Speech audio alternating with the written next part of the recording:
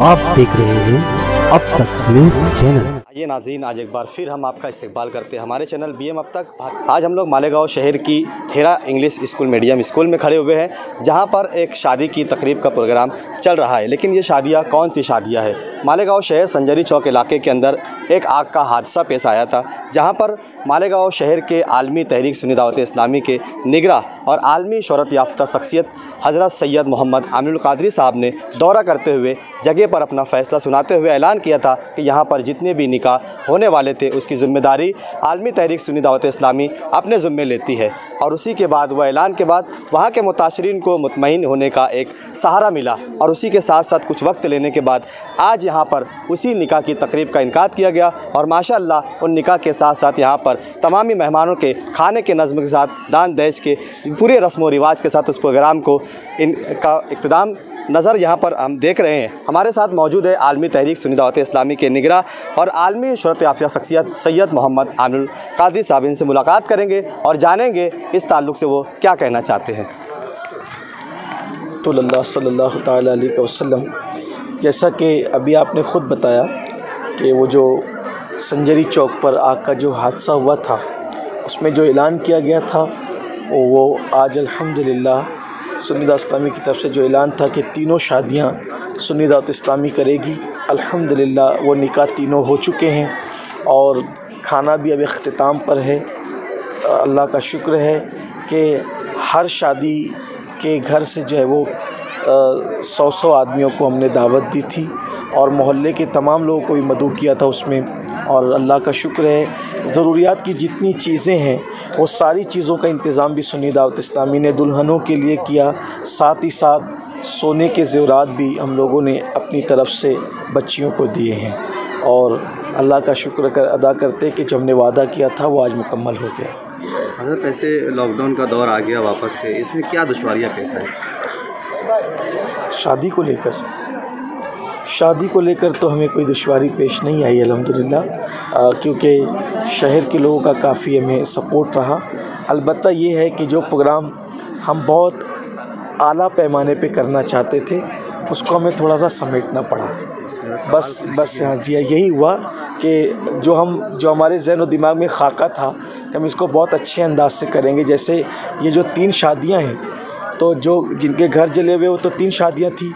इसके अलावा हम ये चाहते थे कि शहर की और गरीब बच्चियों को भी इसमें शामिल करेंगे और इसको तकरीबन 11 तक ले जाएंगे और 11 को सब एक साथ मिला करके करेंगे और बड़ी तादाद में शहर के लोगों को मदऊ भी करेंगे। लेकिन हम वो सब नहीं कर सके, ये दुश्वारी की वजह से। हज़रत, मालेगांव शहर में अक्सर देखना है, गरीबों का शहर है, आए दिन कोई ना कोई मुसीबत परेशानियाँ लगी रहती है। तो ये तो आग की जगह का मामला था, ऐसे भी बहुत सारे गरीब हैं जो शादियां नहीं कर पाते। इसके लिए भी क्या आप कोई प्रोग्राम तय करें? देखिए, हर साल में या 1.5 साल में 2 साल में हम लोग एक प्रोग्राम ऐसा तरतीब देते हैं। अगर आपको मालूम होगा, इससे पहले हमने कभी 11 शादियां की, कभी 6 शादियां की। इस तरह की शादियां हम करते रहते हैं इज्तिमाई तौर पे। और साथ ही साथ साल भर अल्हम्दुलिल्लाह कहीं पर खाना की ज़रूरत होती है तो खाना कर देते हैं, कहीं पर कपड़ों की ज़रूरत होती है तो कपड़े कर देते हैं। इसी तरीके से कहीं पर कोई, यानी कि गरीब लोगों के यहाँ जो भी शादी ब्याह में जो ज़रूरत पेश आती है वो करते हैं। वैसे कल ही एक शख्स आया था तो उसके यहाँ 10 पायली का खाना करना था, तो उसने कहा कि 6 पायली का इंतज़ाम हो गया, 4 पायली आप कर दीजिए। तो कल ही उसको करके रात में हमने करके दिया है। तो यानी ये सिलसिला अल्हम्दुलिल्लाह जारी रहता है। इसी तरीके से ये तो शादियों का मामला हुआ। फिर वो लोग जो हॉस्पिटल के अखराजात नहीं दे सकते हैं तो हम लोग जो है वो, कभी ऐसा होता है डॉक्टर से पहचाने तो खुद जाके कम करा देते हैं, और अगर ऐसा नहीं है तो फिर वो बिल हम लोग भरने की कोशिश करते हैं। इसी तरीके से जो लोग दवा नहीं ले सकते हैं उन तक दवाइयाँ पहुंचा देते हैं। और इसी तरह से हफ्ते में 1 दिन, यानी ये रेगुलर चलता है कि शहर के जितने गरीब भीख मांगने वाले लोग हैं 1 दिन का खाना हमारे साथी उन तक रोज़ाना हर जुमेरात को ले जा कर के पहुँचाते हैं। ये सिलसिला जारी है अल्हम्दुलिल्लाह।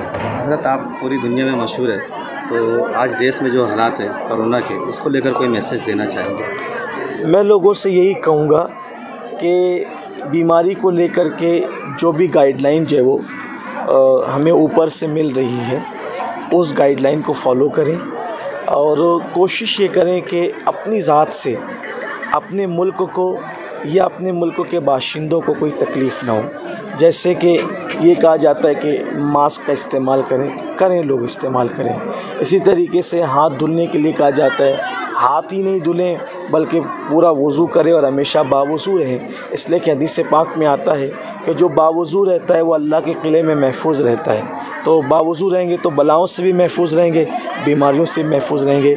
इसी तरीके से हमारा मज़हब कहता है सफाई आधा ईमान है।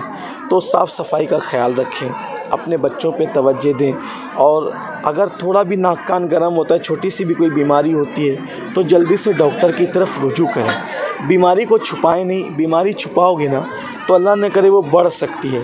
इसलिए लोगों को चाहिए कि वो बीमारी छुपाएं नहीं बल्कि अपने किसी मोतमद डॉक्टर के पास जिस पर वो एतमाद करते हैं उस डॉक्टर से जल्द वो रुजू करें।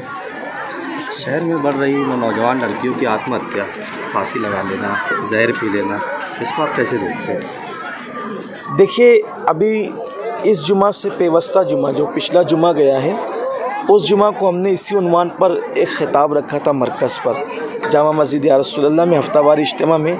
हर जुमा को अपना सुन्नी दावत इस्लामी का हफ्तावारी इज्तिमा या रसूलुल्लाह मस्जिद में होता है। तो उसमें इस तरह के उन्वानात पर बयानात होते हैं। तो शहर में बढ़ती हुई ख़ुदकुशी की वारदात, ज़िम्मेदार कौन, ये उन्वान था। आपको पता चला होगा, नहीं पता चला होगा तो आप नेट पर उसको देख लें। तो उसमें हमने ये बात रखी थी कि जो ख़ुदकुशी हो रही है तो वो गलत कर रहे हैं और हमेशा का अज़ाब मोल ले रहे हैं, लेकिन उसमें कहीं ना कहीं हम लोग भी, समाज भी ज़िम्मेदार है। जैसे कि अगर कोई मकरूज़ है, इस वजह से वो फांसी ले रहा है, गलत कर रहा है, उसको नहीं लेना चाहिए, लेकिन हमने उसके कर्ज़ के बार को उतारने की क्यों कोशिश नहीं की कि वो ऐसा करने में मजबूर हो गया। इसी तरीके से किसी की शादी का इंतज़ाम नहीं हुआ, परेशान हुआ, लोगों ने उसको सताया, बल्कि मैंने तो ये भी कहा कि कोई उससे गुनाह हो गया और वो गुनाह करते करते पकड़ा गया तो जलील हो रहा है माशरे में, इस वजह से ख़ुदकुशी कर रहा है। तो लोग उसको इतना जलील क्यों करते हैं? जब इस्लाम ये कहता है कि कोई गलती हो गई है तो तौबा कर लो, जो तौबा कर ले तो वो गुनाहों से ऐसा पाक हो जाता है जैसे अभी अपनी माँ के पेट से पैदा हुआ। तो गलती करने वालों को माफ़ी मांगने का मौका दो, उसको जीने का मौका दो, क्योंकि इस्लाम यही कहता है अगर किसी से गुनाह हो जाए तो वो तौबा करे। एक दिन में 100 बार गुनाह हो जाए, वो 100 मरतबा तौबा करे, अल्लाह उसको 100 मरतबा माफ़ करेगा, तो उसको मौका दिया जाए।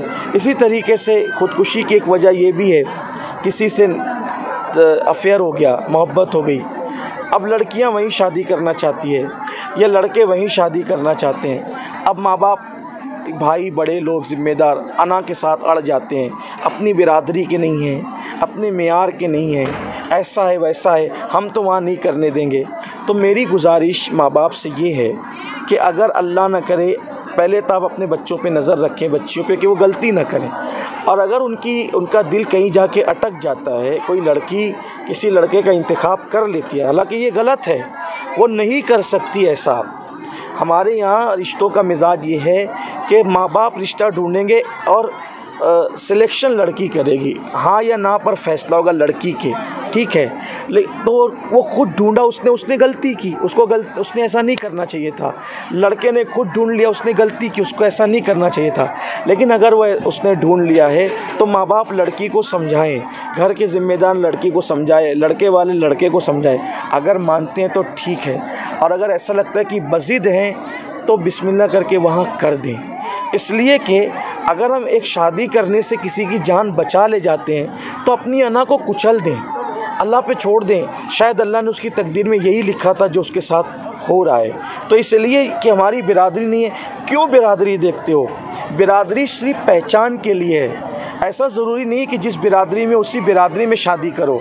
मैं आपसे पूछता हूँ, रसूलुल्लाह की बिरादरी से बढ़कर, अल्लाह के रसूल की बिरादरी से बढ़कर किसकी बिरादरी हो सकती है? इतना आला नसब है, इतना आला नसब किसी का नहीं हो सकता।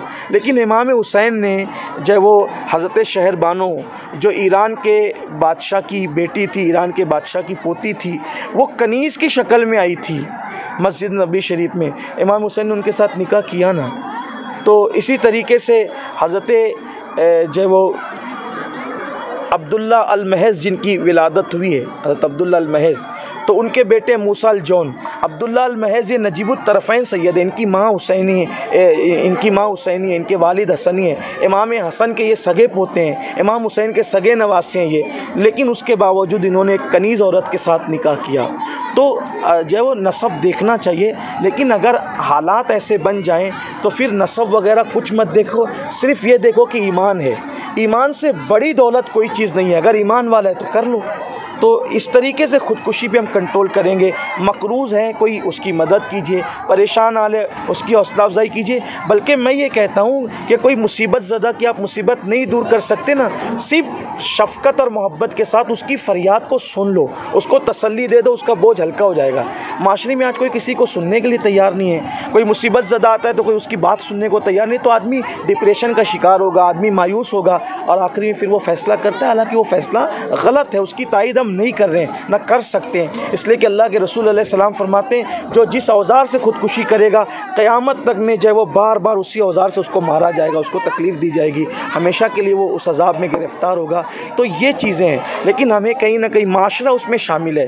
देखिए, आपसे कहता हूँ, लोग 50-50 लाख, 10-10 लाख, 20-20 लाख रुपये अपनी बेटों बेटियों की शादियों में खर्च करते हैं। 1-1 लाख रुपये का अतर मालेगांव के अंदर जो वो शादियों में मेहमानों के लिए रखा जा रहा है, क्योंकि लोग ऐसा नहीं कर सकते कि अपने बच्चों की शादियों से निकाल कर कुछ गरीबों का उस दिन ख्याल करें, कुछ मुफलिसों का ख्याल करें, कुछ बेवाओं का। लोग अपने पीर के मज़ार पर उर्स के नाम पे 1-1 लाख की चादर, 10-10 हज़ार की चादर मज़ारात पे चढ़ा रहे हैं। मैं कहता हूँ कि मज़ारात पे चादर चढ़ाओ, मना नहीं करता, लेकिन 10 हज़ार की चढ़ाने की बजाय 100 रुपये की चढ़ाओ। बकिया वो जो चादर का पैसा है किसी बेवा के सर पे डाल दो, वो चादर किसी यतीम के सर पे डाल दो वो चादर। तो मज़ार पे इतनी महंगी चादर डालने से जो तुम्हें अजर मिलने की उम्मीद है, उससे ज़्यादा अजर किसी बेवा के सर पे चादर डालने से आपको ज़्यादा अजर मिलेगा। इसलिए कि मज़ार को हाजत नहीं है, हाजत तो उस बेवा को है, ज़िंदा को हाजत है।